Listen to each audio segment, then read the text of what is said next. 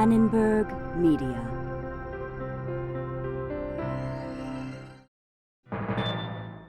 The National Endowment for the Humanities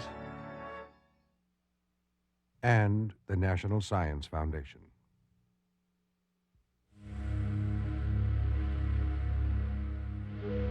At vacation retreats in ancient Mexico, Aztec kings bathe while their armies sack and burn a remote town. Thousands of captives are marched to the capital where their hearts are offered to gods who sanctioned conquest. Every city and town in the empire pays tribute in exact amount and kind as specified by the Aztecs or risks horrible consequences. In the forests and jungles of other realms, Maya kings rule great cities with the force of their own personalities. They build temples and huge stone billboards to prop up royal dynasties that have little actual power. They perform gruesome rituals that require the skins of other people. They go to war and capture players for their ball games. Games where the losers never play again.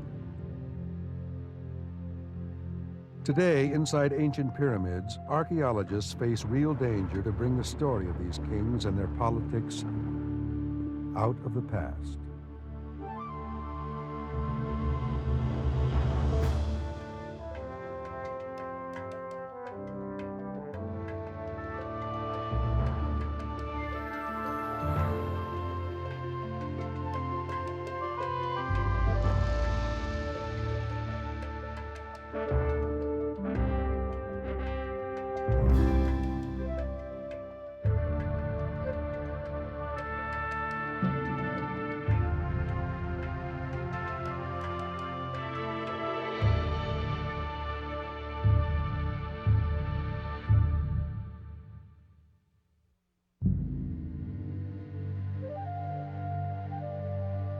Before the arrival of Europeans, two extraordinary civilizations flourished in Mesoamerica. Both the Aztecs and the Maya had cultures of startling sophistication and political systems that were enormously complex. Archaeologists are intrigued by ancient political systems. They want to know how these systems were organized and how they evolved. Archaeologist Arthur Demarest. Throughout the course of human history, societies have become ever more complex. Political systems have developed, some successfully, expanding and growing, while others decline and disintegrate. What are the differences between these societies? Why do some political systems succeed and others fail? That's one of the central questions that we have to address in archaeology.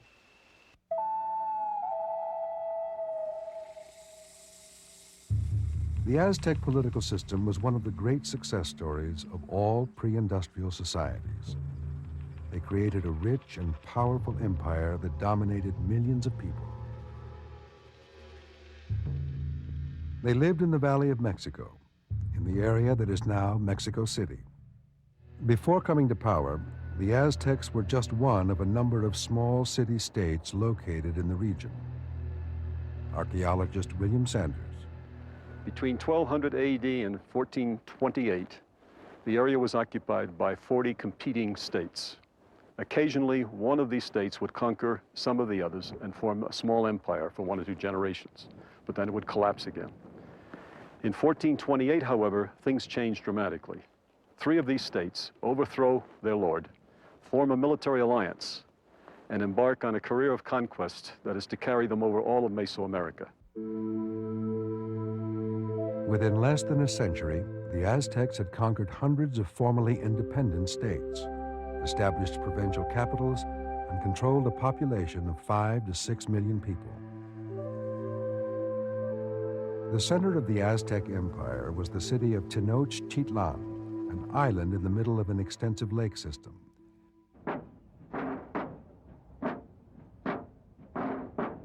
Today, Tenochtitlan is buried beneath the center of Mexico City. In 1978, workers digging ditches for electric cable hit something hard. It turned out to be a huge stone sculpture depicting an Aztec goddess.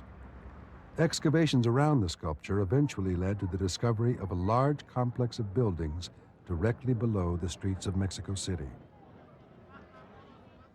What had been uncovered were the remains of the Templo Mayor, the religious heart of the Aztec Empire.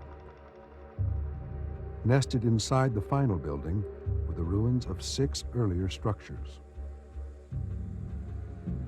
One of the earliest was an almost complete temple, including a sculpture which once held the hearts of sacrificial victims.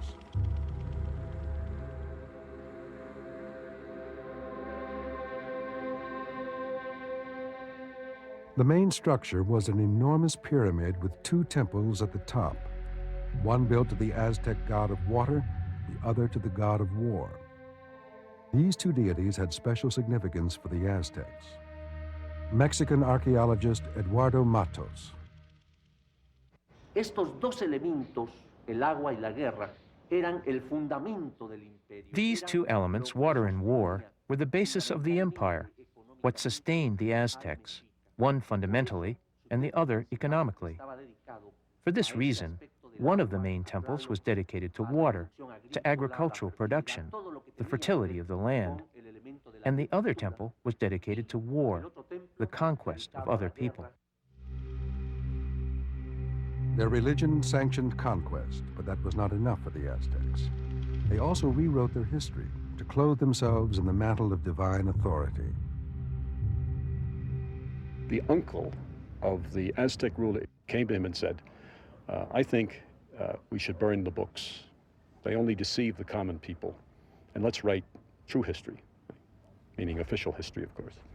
And this history tells the story of a chosen people.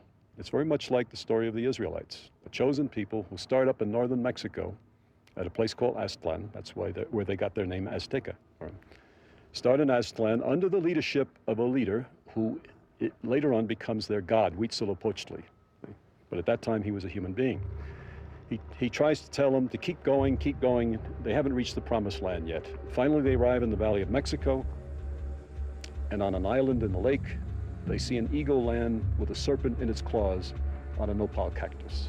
And Huitzilopochtli says, that's the place that you're destined to form your great kingdom. And you are going to be the sun god's chosen people, and your mission in life is to go out and capture enemy warriors and sacrifice their hearts to sustain the sun. The Aztecs followed Huitzilopochtli's instructions to the letter and carried out human sacrifice on a scale without precedent. Each year, thousands of people would be led up the steps of the Templo Mayor to have their hearts cut from their bodies with knives made of volcanic glass. Without human sacrifices, the Aztecs believed the gods would die and the world would end. But this religious belief also served the interest of the state. It sanctioned a mission of conquest. It mandated war. Cultural anthropologist Ross Hassig. When the Aztecs decided to go to war, this was a decision that was reached by the king in consultation with his counselors, including the major military leaders. Once they made the decision, this was announced to the populace in the main squares, and an army was recruited. It usually took 5 to 8 days to gather the men, and the men were retrained, and the weapons were issued from the central armories, and supplies were gathered. Now, how many men were gathered depended upon the threat. If the Aztecs felt that it was really a minor thing, then only a small force would be sent. The bigger the threat, the larger the army. The Aztecs could assemble an army larger than anyone else, so they usually won their battles. They conquered this town, Malinalco, in 1476. But a large army was not their only advantage. The Aztecs also developed several unique administrative and political techniques to expand and control their empire. One technique was to erect fortifications and maintain garrisons at critical points within and along the border of the empire. Malinalco was one of those garrison towns. Here, troops were quartered so they could respond quickly to any threat in the neighborhood. But the Aztecs were also able to expand the empire without resorting to brute force. When the Aztecs won a battle, they sent messengers back to the capital with this information, and of course this would be spread to all the towns along the route. Then when the Aztec army would march back, they very often would go through areas in which there were still independent towns. Now, if you were the king of a town of, say, 5,000, and the Aztecs wheeled up to your door with an army of 20,000 battle-hardened, immediately successful veterans, bringing with them the booty of a sacked town and perhaps hundreds of captives for sacrifice, the prudent king is likely to accede to the Aztec demands that they become members of the empire. Becoming members of the empire boiled down to one essential activity: paying the Aztecs tribute. Tribute was the business of the Aztec Empire, the real purpose behind their warfare and expansion. The Aztecs exacted tribute from everyone, and they did it in several ways. As the empire grew, kings enlarged the great temple at Tenochtitlan, and when they did, rededication ceremonies signaled a time for tribute. Archaeologists discovered caches of tribute buried inside successive versions of the temple. One included these stone soldiers, found leaning against the stairs. Offerings came from all over the Aztec Empire: gold and silver jewelry, jade masks, pottery and sculpture. En las excavaciones del Templo Mayor, encontramos alrededor de... The majority of the objects found in the offerings were from areas that were controlled by the Aztecs. One of the offerings that we found in front of the Templo Mayor consisted of skulls of sacrificial victims that had small knives placed in the nose and in the mouth. The Aztecs were not above requiring sacrificial victims as tribute. Sometimes they would even specify that the victims must be the friendly neighbors of the conquered state. They knew this would drive a wedge between their neighbors and discourage them from ganging up on the Aztecs. A stone skull rack was discovered in the plaza of the Templo Mayor. Archaeologists think it was meant to remind people of the actual rack, on which the Aztecs mounted hundreds, sometimes thousands of fresh skulls after each sacrificial ceremony. The skulls were another form of intimidation, intended to keep tribute-paying provinces in line. The National Archives in Mexico City contain a number of tribute documents from the 16th century. Offerings on special occasions were a small part of what conquered states owed the Aztecs.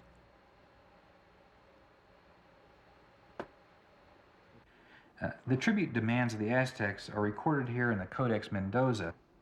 This page shows the tribute owed by the town of Tepecuacuilco, denoted by this town glyph.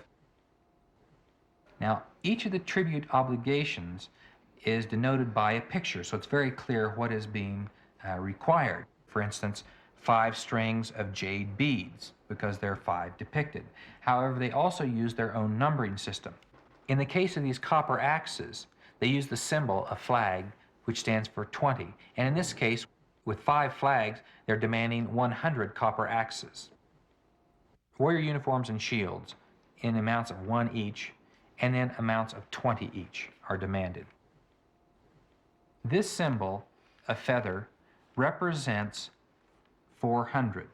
Now, if they want to modify that, for instance, we have here a colored mantle, and 400 are being demanded, but these are fingers representing 1 each. So they're not demanding 400 here, but in fact 402 cotton mantles. 40 jaguar skins, 1,600 bales of raw cotton, 80 bird skins, 1 bin of corn, and 1 bin of the grain chia, 8,000 containers of chocolate.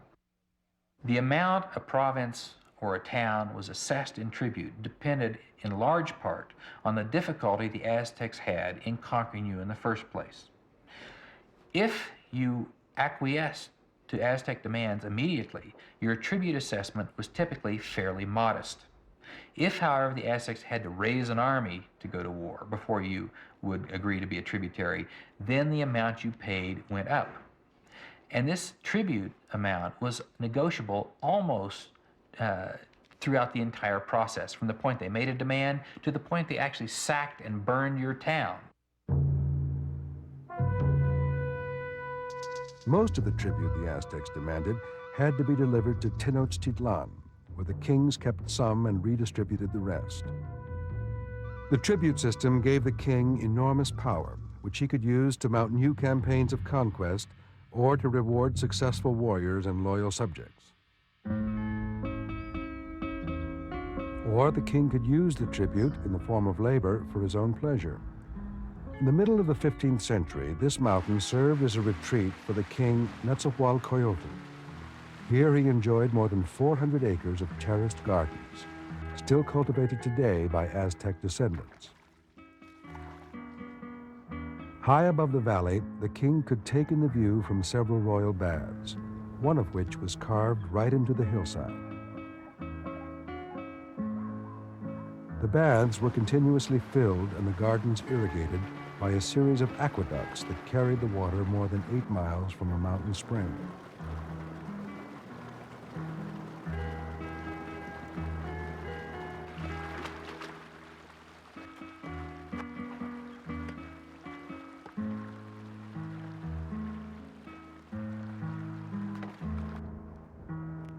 For William Sanders, the retreat is direct evidence of the power held by Aztec kings. Down below me in the flat plain of the Valley of Mexico is the modern town of Texcoco. And that's where the king's permanent palace was located, which was a very large structure according to one of the sources of the 16th century, had several patios and several hundred rooms surrounded by an enormous wall. Apparently, he decided he needed a place to get away from it all, to get away from the business of state, from the cares of state. And so he built these pleasure gardens out here, 3 or 4 kilometers from his capital. Only with extraordinary power can a ruler build himself something like this. It reflects the fact that the kings had hundreds of thousands of men available for labor projects of this type. It's perhaps one of the best indicators of political power that we have for the Aztec period. The builder of the gardens, Netzahualcoyotl, was one of the most famous kings in Mexican history. He was an accomplished warrior, but he was also a man of letters who maintained a large library. He supported astronomers and scholars and was a patron of the arts.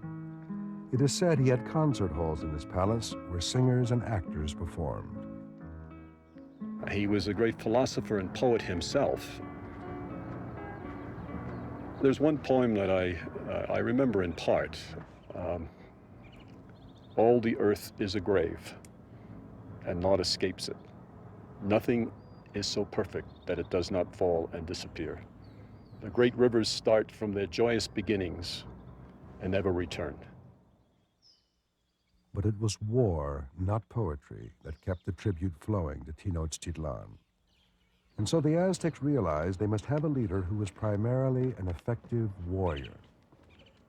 The common tradition of royal succession throughout Mesoamerica was from king to his oldest son. But the Aztecs changed that. But the point is that in order to be successful, they had to have a king who was an active warrior. They could not have a boy 8 or 10 years old ascend to the throne just because of some rule of primogeniture. So what they did is they elected among that royal lineage the man with the best qualifications as a warrior. But that was not all. Before the elected king was formally crowned, he was expected to launch a pre-inaugural raid, a campaign against either a rebellious town or against towns not previously conquered. The raid would show that the man elected was, in fact, a competent military leader. This altar celebrates 11 conquests by the great Aztec king Moctezuma I. But Moctezuma is not portrayed anywhere on the monument. Instead, it celebrates 11 warriors, each shown subduing an enemy. In Aztec society, it was not just the king who benefited from warfare. The Aztec society was unquestionably a strongly class-based society, but it did allow for a certain amount of mobility, and this mobility was largely through success in war. A successful commoner could hope to achieve noble status by virtue of his deeds. This form of social mobility was illustrated in 16th century documents. First, a poorly dressed novice takes a captive. When he takes another captive, he gets a more elaborate costume and better weaponry. Taking still another, the warrior rises in rank, and so on. A progression from novice all the way to the highest military rank. These rewards for success in battle were nominally handed out by the king himself. So each time you were successful, he would then reward you with a new costume of higher rank and also with additional economic incentives, perhaps mantles, which were wealth, rights to certain lands, and more goods. So as you went up, you gained not only in status, but you gained economically as well. The elected nobles were often given important responsibilities. They would administer provincial capitals or garrison towns like Malinalco. These new elite owed everything to the king, and so they proved reliable surrogates in remote places. Elected nobles were also accepted into elite military orders like the Eagle and Jaguar Knights. At Malinalco, the Eagles and Jaguars had a shrine carved out of the rock face. Like medieval knights, they were highly trained and experienced warriors who could change the tide of battle. The Eagle Knights were so important, they had a large shrine right next to the Templo Mayor in Tenochtitlan. When archaeologists uncovered the building, they found the entrance guarded by life-size statues of the warriors, dressed in eagle costumes. There were two military orders beyond Eagle and Jaguar Knights, but these warriors were considered somewhat unstable, even by Aztec standards. These warriors considered the odds of about 20 to 1 to be about right. So they went into battle first, they came out of battle last, they did not retreat in the face of the enemy, and they were sort of the Mesoamerican equivalent of shock troops. Encouraging elite warriors was of prime importance to the Aztecs, but they also realized their war machine would go nowhere without an agricultural system that could support a large army. The Aztecs' concern for agriculture was symbolized by the deities of water.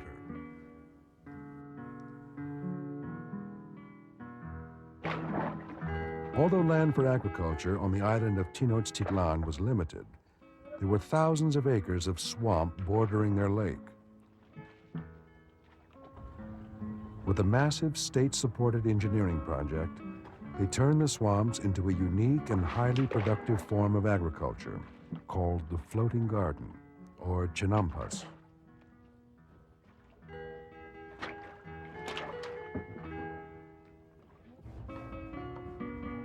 Just outside Mexico City, chinampas are still farmed by Aztec descendants.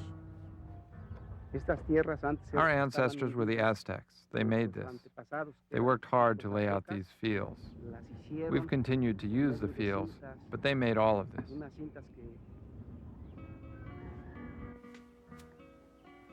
The Aztecs reclaimed the swampland by digging drainage canals and building up plots of land from weeds and mud.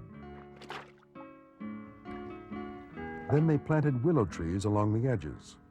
The roots of the trees held the plot together. This whole area here, about 40,000 acres, was a huge combination of lake and swamp. You can see how large this area is by just looking off to the south, because the lake extended all the way to the edge of those mountains over here. All of the lake area around Tenochtitlan was eventually turned into chinampas. This must have required the labor of thousands of people, but it was a labor that returned a large, useful dividend.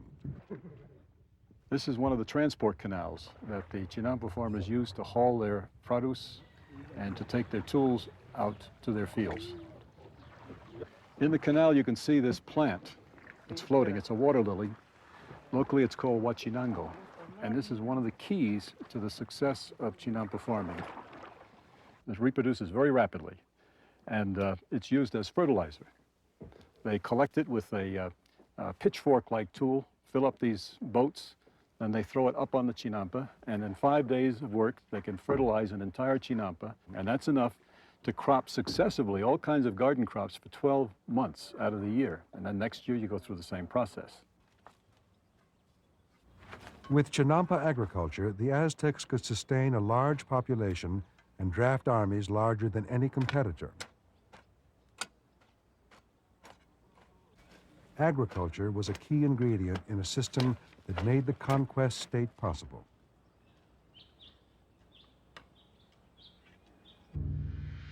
By the turn of the 16th century, the Aztec Empire was a well-oiled machine that appeared unstoppable. In 1519, there were no evidences of any significant internal stresses in the Aztec Empire. It looked as though it was going to continue for at least another 100 years. In fact, they had contacted the Highland Maya as far away as Guatemala, had received token tribute from the king of the Quiché, which always signaled the beginning of an expansion of the Aztecs into a new area. But then in 1519, Hernan Cortez arrives. The warriors of the sun god confront the soldiers of the cross. The empire collapses within 2 years, and Mesoamerican civilization comes to an end.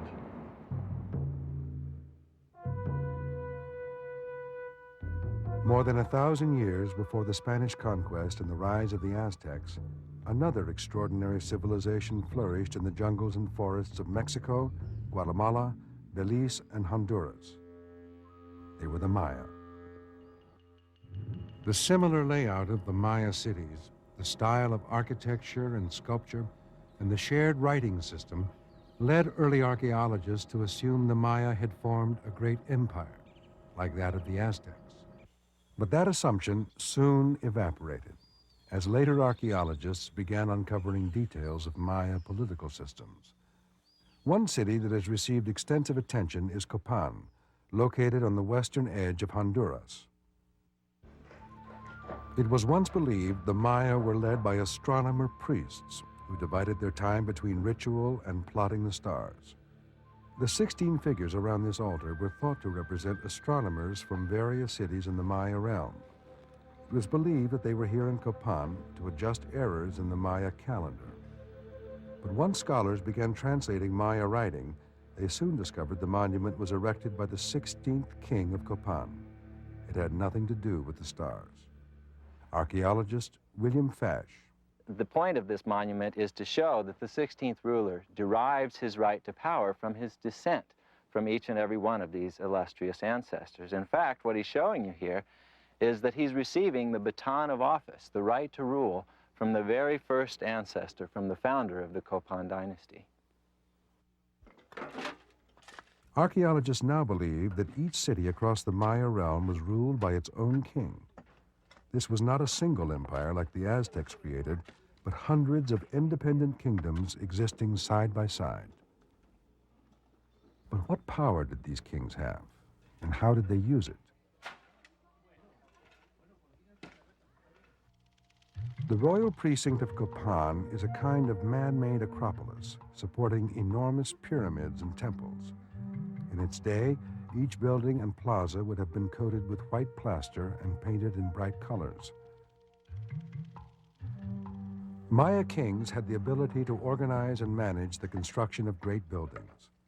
These projects consumed much of the kingdom's available resources and served to express the control the king had over his subjects. Archaeologist Robert Scherer.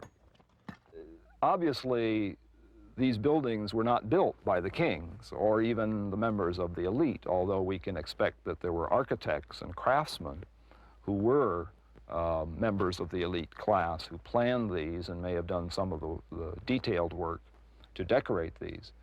But the basic labor, the moving of the fill and the cutting and movement of the stone and the placement of the stone, of course, this was all done by the labor provided by the sustaining population in the valley.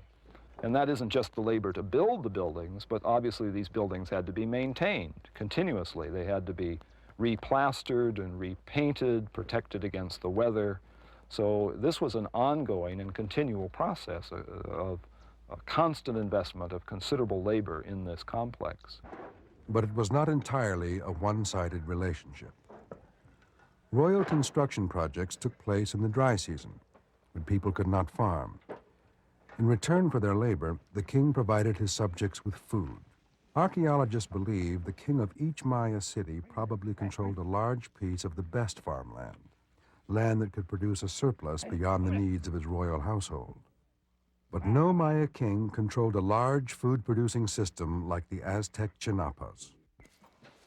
Consequently, the real power of Maya kings was limited, so it was natural that they sought to control their subjects in other ways. One of those ways is being explored by Honduran archaeologist Ricardo Argurcia. Argurcia is tunneling in the ruins of a huge pyramid built by the last king of Copan. He believes the pyramid may contain a more complete building of an earlier king.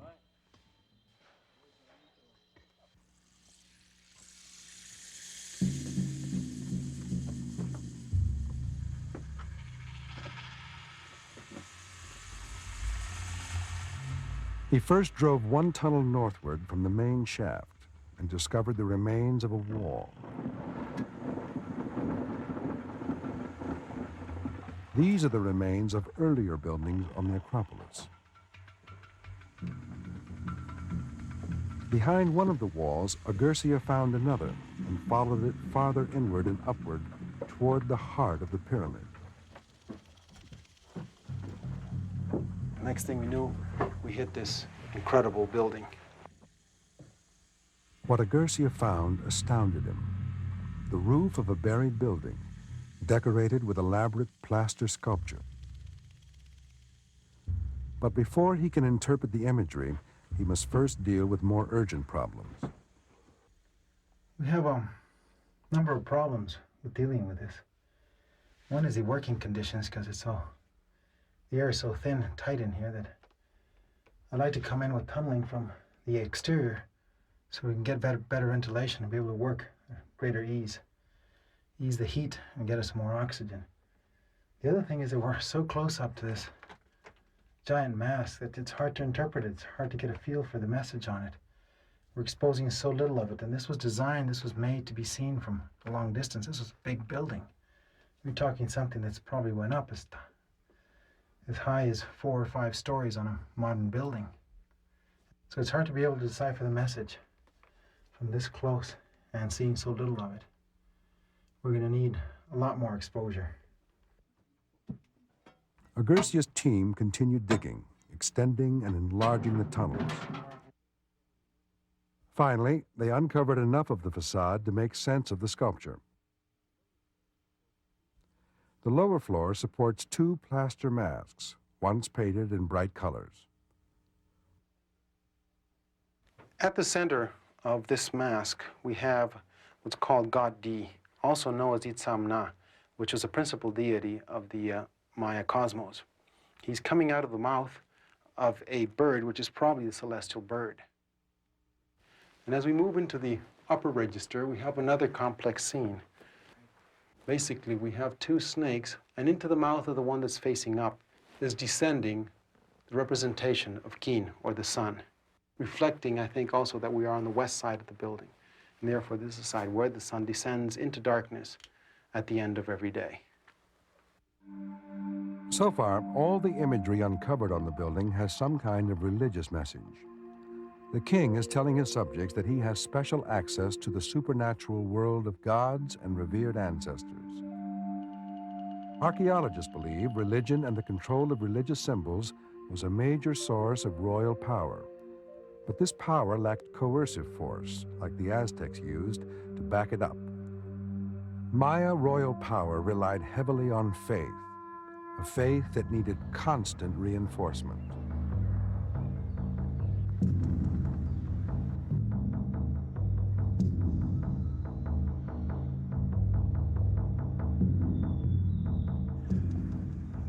One way in which Maya kings reinforced their connection with the gods was through ritual performance.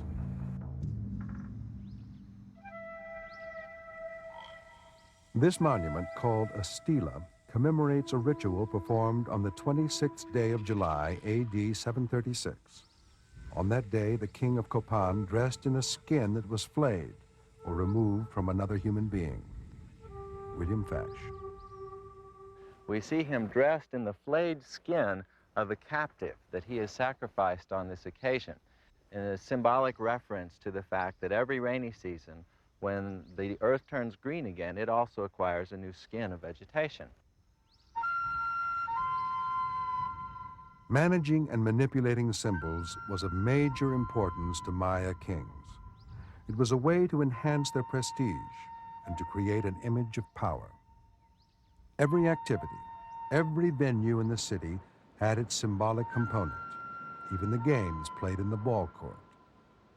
Almost all Maya cities had at least one ball court. Copan had two. No one knows for sure how the ancient Maya played the game, but in Mexico today, a number of variations still exist. Two teams face off and hit a rubber ball back and forth, using only their hips. The idea is to keep the ball in play. In an ancient painting, the Maya are shown playing the game. Only kings and nobles participated, so the player's dress, though likely uncomfortable, was an indication of high status.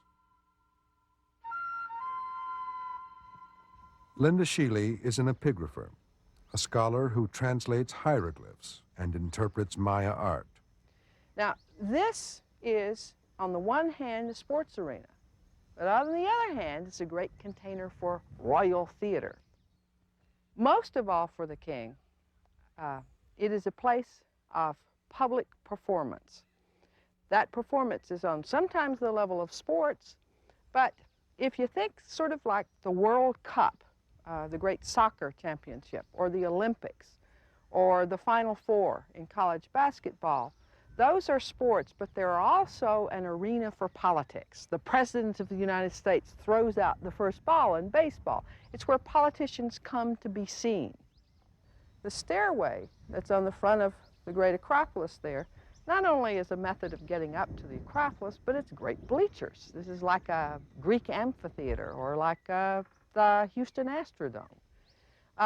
And if you can think of them, not as it is now with grass and trees, but with plaster all over the stairs, painted red and full of people, the sounds of musicians and the sounds of crowds and roars as the play goes back and forth across the field. Sometimes the king participating as a player, if he was particularly young and nimble, and sometimes observing from afar as his team and opponents played out the game. For the ancient Maya, the ball court was not just a place to spend a pleasant afternoon. It was also an arena for a deadly form of theater. Captives from neighboring cities were sometimes forced to play. They, of course, were preordained to lose and were then killed in a sacrificial ceremony. The ancient Maya viewed the ball game as a metaphor for the struggle of good against evil, in which the king is hero. It was the king who personally captured the victim players. So the ball court provided another opportunity for Maya rulers to focus public attention on themselves. Archaeologist Arthur Demarest. These Maya ceremonial centers were giant stages. They were theaters in which the rituals of the Maya state were displayed. The sacrifices, the bloodlettings, the ball games, all of these things were mechanisms by which rulers tried to reinforce their power, to generate greater prestige through ritual display. But it's a weak source of power. It's the power of an evangelist preacher rather than the kind of economic power that you see in states like the Aztec. But even power based on belief did not come without risk. All Maya kings were expected to put their prestige on the line in regular tests of warfare. The Maya were almost continuously at war with each other, as these ancient wall paintings illustrate. But until recently, the popular view, even among scholars, saw the Maya as a peace-loving people. Archaeologist David Webster. This was part of what we call the mystique of the Maya. The Maya are different from other people. They're unique. They don't behave the way other people do. Of course, most complex pre-industrial societies are plagued with warfare, and the question was, in my mind years ago, why should the Maya ever have been different? Archaeologists soon discovered the Maya were not that different. Evidence of war and captive-taking began turning up in many cities. This drawing of a stela shows a king standing on the stripped and bound ruler of a neighboring kingdom. The decapitated remains of sacrificial victims are often found buried under royal buildings.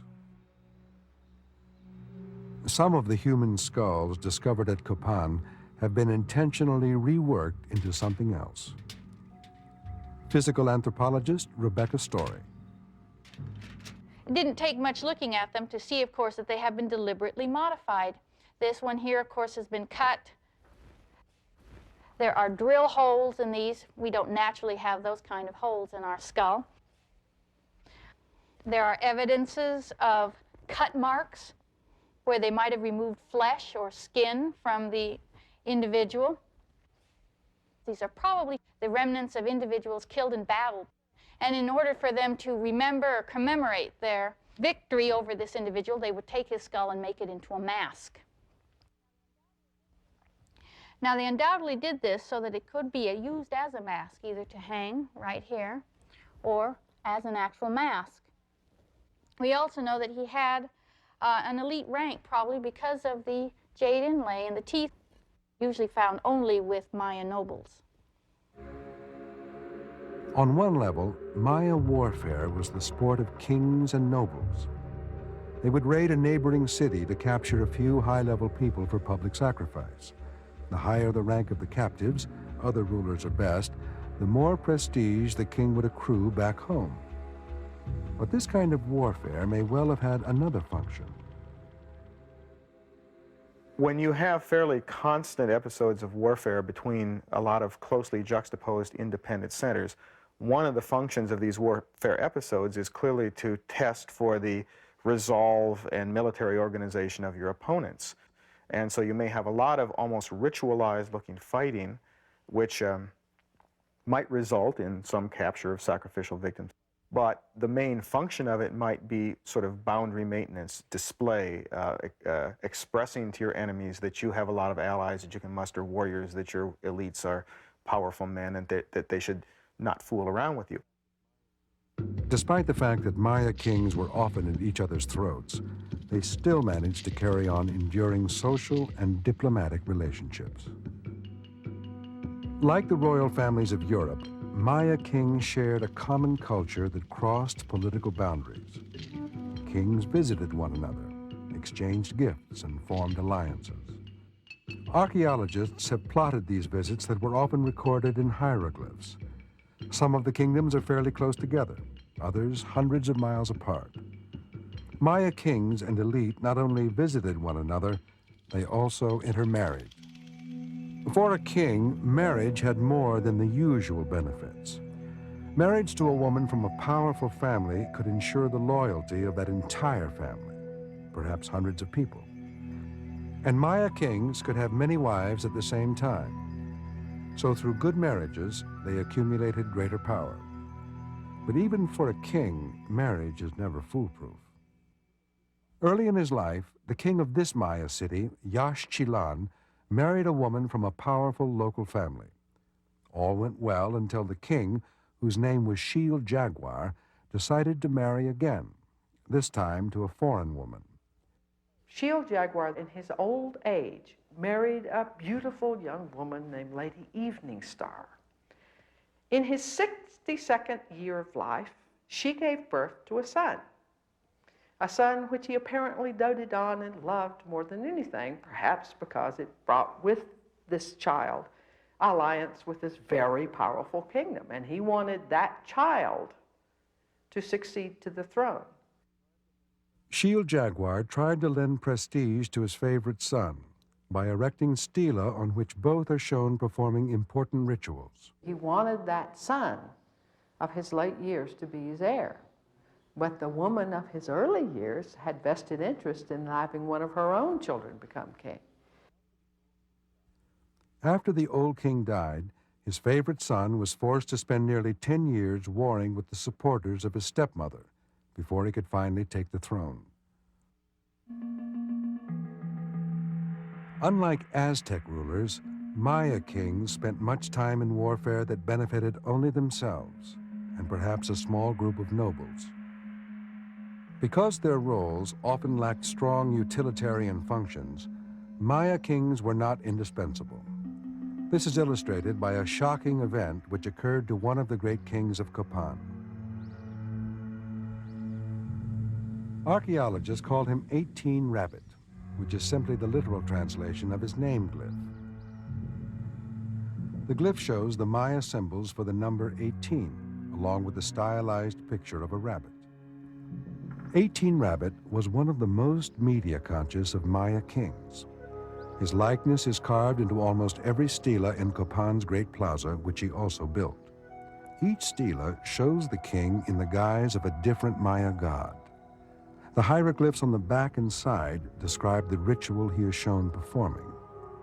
He is the same king who performed the flayed skin ritual. Less than a year after that ritual, 18 Rabbit traveled to the small Maya kingdom of Quirigua, some 50 miles from Copan. Some think he went to Quirigua on a raid to capture sacrificial victims, but something goes wrong. The king of Quirigua, one Kawak Sky, erects a giant stela, claiming to have performed the axe event on the king of Copan. 18 Rabbit is captured by Kawak Sky, who sacrifices him in 738 and then never ceases to brag about it afterwards. All of his monuments, which become much larger and more grandiose, even though his political system is a fairly small one, mention the fact that he captured the glorious king of Copan, 18 Rabbit.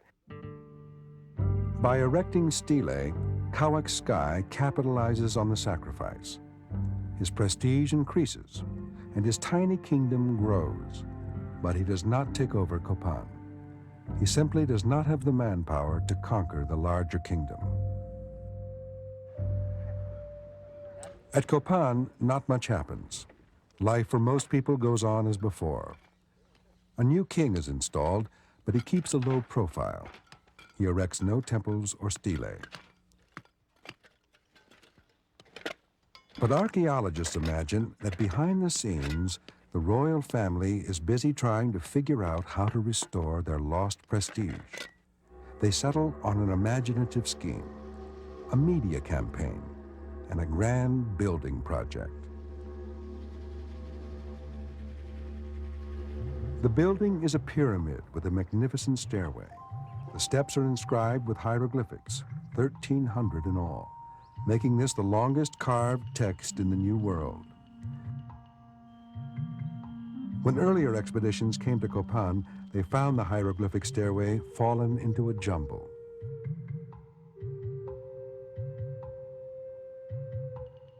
One expedition rebuilt the stairway, but their effort resulted in an assembly of hieroglyphs that were out of sequence and made no sense. Artist Barbara Fash has been drawing each glyph on the stairway in an effort to reassemble them in correct order. We've been doing this now for over the past 10 years, recording what's left of the hieroglyphic stairway. As you can see, it's deteriorating very rapidly, and we're losing very important information. What we're hoping to do is be able to put it in order, and that way we'll be able to have a better idea of what the hieroglyphic stairway actually said. Fash's work is already paying off. It is now clear that this is a kind of ancient media blitz, a stone billboard recalling all the great deeds of Copan's kings, including 18 Rabbit. It was propaganda, and it was probably effective. The royal dynasty continued, and the king who built the stairway lived a long and prosperous life. But to William Fash, the king is trying to compensate for a serious problem.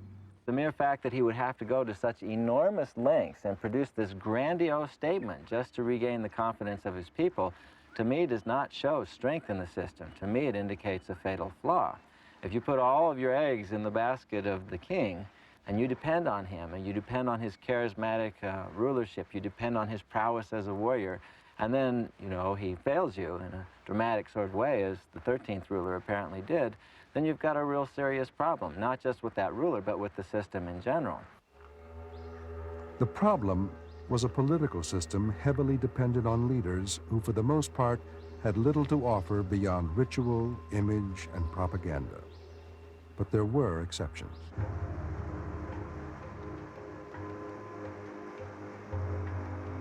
In a remote jungle, Arthur Demarest and a team of archaeologists are investigating a Maya kingdom that, like the Aztecs, expanded through warfare and conquest.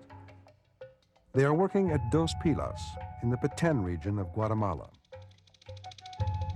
During the reigns of just 4 kings, Dos Pilas exploded from a small settlement to become one of the largest kingdoms in Maya history. The conquered territory included older and more established kingdoms like Ceibal. This is a very important war monument. It commemorates one of the greatest victories in the dynastic expansion of Dos Pilas. You see here the king of Ceibal, stripped, bound, humiliated, and he's being tortured and bled. The text records that he was decapitated here in the plaza area of Dos Pilas. And standing on him, the king of Dos Pilas, symbolizing the conquest by Dos Pilas of this very important city in the Pasión River Valley. Throughout Maya history, kings have attempted to expand beyond the boundaries of their individual kingdoms. But these attempts were often short-lived or completely unsuccessful. Would Dos Pilas prove the exception? In the domain of Dos Pilas was Punta de Chimino, located on a peninsula jutting into Lake Petesh Batun. Here there's a break in it where it drops down into this little bay. While surveying the region, Demarest discovered that what at first looked like a natural ravine was in fact a man-made channel, a kind of moat, like those that encircled medieval castles. You can see where the moat was. Originally, the water would have run all the way across to the other side where you can see the sky. The moat was apparently designed to cut off the peninsula from the mainland, making it a highly defensible island. On the city side of the moat, Demarest found the earth built up into a long, steep incline. See how steep this is right now, how difficult to come up. It's probably originally almost vertical. And it would be much more difficult if you had some Maya up at the top hurling spears and rocks down on you. The archaeologists think that for further protection, there would have been a tall wooden fence on top of the embankment. This whole thing seems almost like overkill, you know, the degree of defensive construction beyond what you would have thought was necessary. I think it emphasizes how things by this point had fallen to pieces in this region.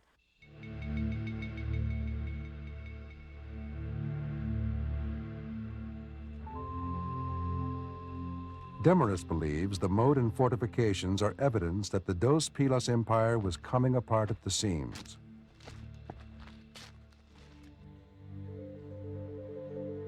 The territory was more than double the size of a standard large Maya kingdom. So administratively, it was beyond the capability of normal Maya political organization and military organization. In AD 760, 2 of the conquered kingdoms stage a revolt. They capture the king of Dos Pilas, drag him from city to city, and then sacrifice him in the usual fashion. The killing sends the entire region into a scale of warfare seldom seen among the Maya. Every city goes to war against its neighbors. In the end, all the cities in the region are destroyed and abandoned. At the once thriving city of Dos Pilas, surviving inhabitants tear apart the buildings and reuse the stones to construct defensive walls. But these efforts are in vain. The city would be destroyed and disappear into the jungle. In some ways, the expansion of the Dos Pilas kingdom through warfare was a great experiment on the part of the Dos Pilas kings. They attempted to move beyond the normal territory of conquest, but they did so without really changing anything fundamental in Maya political or economic systems. And as a consequence, they failed. The bubble burst very dramatically, and then the fall of the Dos Pilas kingdom was even more rapid than its rise. Even if the Dos Pilas expansion had succeeded, their kingdom would have been tiny compared with the territory conquered by the Aztecs, who controlled an area of some 80,000 square miles. No Maya kingdom expanded beyond a few thousand square miles. But despite their inability to expand, Maya rulers often served well the needs of their individual kingdoms. Their role inspired a universal culture that crossed political boundaries and produced extraordinary works of art, an intricate writing system, and a religious life of immense complexity.